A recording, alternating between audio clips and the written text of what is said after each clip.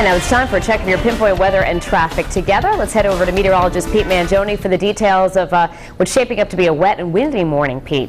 It is, Danielle, and for the most part it's all rain, which leads me to the question, how about the snow? I mean, what about years past? When was the last time it took so long to get some snow in here? Well, keep in mind, and I actually incorrectly stated before that we didn't have any measurable snow because I forgot about October. That was true for the winter, but remember in the fall we actually had a couple of inches of snow at TF Green Airport, Snowtober, as many were calling it. Now, in 2006, 2007, we didn't have any storm that produced over an inch of snow until February 26th.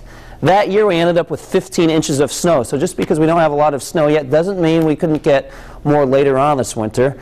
Those are some fun facts this morning. Let's move on to the current conditions. Not so fun. We have lots of rain over southern New England. And along the Rhode Island-Massachusetts border, some hints of some mixing over to snowflakes. In fact, in Worcester, Massachusetts, we have had reports of snow. So if you're driving up in that direction, just use some caution. But for the rest of us, just wet roads and wind to deal with. Temperatures in the upper 30s to 40s right now. 42, so some milder air starting to approach the westerly area right now. Not too windy or rainy at this point. 38 temperature, winds out of the northeast at 15 miles an hour. Those winds will start to increase, especially at 9, 10 o'clock in the morning as the center of low pressure starts to move overhead. Right now we're kind of getting wave 1 of the storm with the showers moving through and some snow, actually some accumulating snow north of the Mass Pike for this morning and this afternoon. And then lobe 2 right now is kind of gathering itself across New Jersey. In fact, the center of the storm is out over the Great Lakes.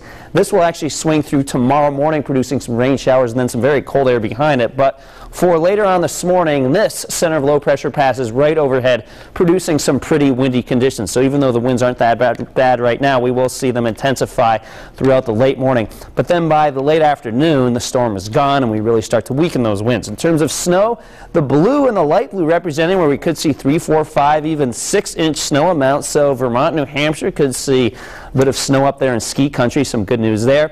And for the rest of us into the afternoon, the winds will start to slacken, especially after 2, 3 o'clock, and the rain will also start to become more spotty. Temperatures in the upper 40s, so not really that chilly into the afternoon. Now in that 7-day futurecast, a few showers possible overnight through tomorrow morning as that front pushes through. Behind the front, don't be fooled by this temperature. This temperature would be tomorrow morning. By tomorrow afternoon, those temperatures drop into the mid-30s, and then some very cold air behind that, setting up a chilly weekend. 34 on Saturday for the Pats-Broncos playoff game Saturday night. Kickoff temperatures in the 20s.